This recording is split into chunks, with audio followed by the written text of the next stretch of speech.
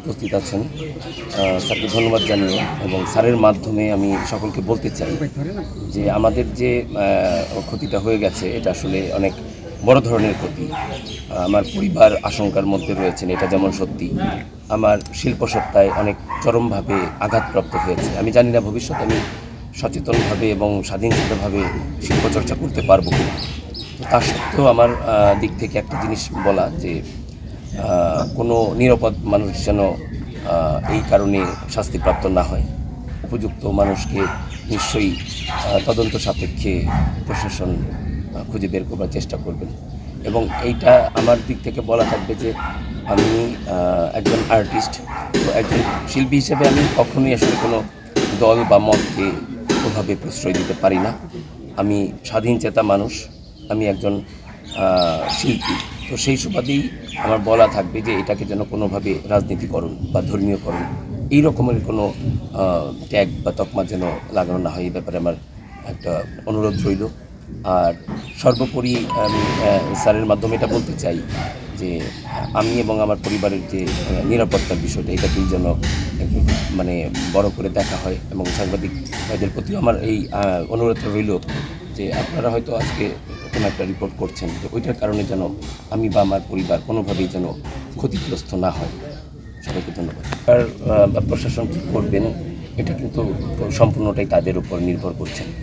Even তারা নিশ্চয়ই খতিয়ে দেখছেন যে মানে আমার অবস্থান, আমি আসলে কি করি। আমি কিন্তু কোনো জব করি না, আমি ব্যক্তিগতভাবে কোনো অফিসের কোনো ক্লার্ক নই। তো সেই সুবাদে আমি একজন মুক্ত শিল্পী। তো এই মানে আমি সামাজিক অনেক কর্মকাণ্ডের মধ্যে কিন্তু আমি দেশকে রিপ্রেজেন্ট করার চেষ্টা করি, আমি দেশকে দেবার চেষ্টা করি আমার শিল্পসত্তার মাধ্যমে, আমার শিল্পগুণের মাধ্যমে, যেটার অনেকটাই আমি বিশ্ববিদ্যালয়ের সেই গণ্ডি থেকে আমি শিখেছি। এবং এই পহেলা বৈশাখের যে নিমিত্তে যে বিষয়গুলো হয়ে গেল, এই পহেলা বৈশাখটা ছিল আমাদের প্রাণের উৎসব। এবং সেই প্রাণের উৎসব কিন্তু 2004 সালে আমি 3-4 সেশনে ভর্তি হওয়ার পর থেকে কিন্তু আমি এটার সাথে সম্পৃক্ত। এবং আমি কখনো দেখতে যাইনি ওখানে কারা আসলে আয়োজন করেছে। আমি দেখেছি শিক্ষক, আমি দেখেছি আমার সিনিয়র বড় ভাইদের, বড় বোনদের, আমি দেখেছি আমার সহপাঠীদের, আমি দেখেছি আমার ছোট ভাই বোনদের। এবং সেখানে কিন্তু আমি প্রাণের তাগিদে সেই নববর্ষের আমাদের বাংলার ঐতিহ্য, এটা বাংলার একটা প্রাণ, যে আমাদের চারুকলা থেকে যে নববর্ষের উদযাপনটা হয়, যেটা ইউনেস্কো স্বীকৃত আনন্দ শোভাযাত্রা, যেটা বা আগে মঙ্গল শোভাযাত্রা নামে যেটা হয়েছে, সেটা আমাদের প্রাণের উৎসব। তো সেখানে আমার উপস্থিতিটা সবসময়ই কিন্তু এটা আমাদের ভলেন্টিয়ার ওয়ার্ক ছিল। এখান থেকে কিন্তু আমাদের মানে কোনো পয়সা প্রাপ্তির কোনো ব্যাপার ছিল না, বরং আমরা কিছু আরও শিল্পকর্ম তৈরি করি, সেগুলো বিক্রি হয়, সেই টাকা দিয়েই আবার এত বড় একটা আয়োজন সুসম্পন্ন হয়। তো এইরকম মানে পরিস্থিতি, এরকম প্রোগ্রামগুলোতে সেই এত বছরের যেখানে পথ চলা, এত প্রাণের একটা মানে জায়গা, সেইখানেই যদি এই রকমভাবে ওইটাকে মেনশন করে যদি একজন আর্টিস্টকে এভাবে হেয় প্রতিপন্ন করা হয় বা সোসাইটিতে ডমিনেট করবার চিন্তা করা হয়, এটা খুবই দুঃখজনক। আমি যারা করেছেন তাদের প্রতিও আমি সবিনয় অনুরোধ করছি যে এভাবে আসলে কাউকে হয়রানি করবেন না।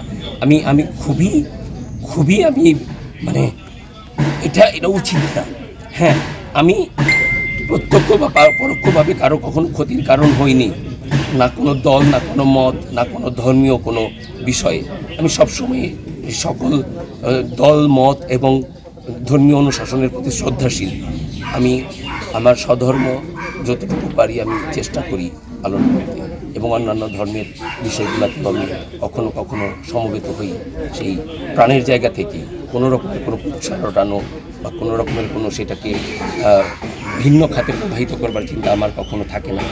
আবারও বলছি, আমি একজন সাধারণ চারুশিল্পী। তো সেই সুবাদেই আমাদের আমার পথ চলা। তো শিল্পীরা কখনো আসলে সরাসরি রাজনীতির সাথে যুক্ত সাধারণত হন না।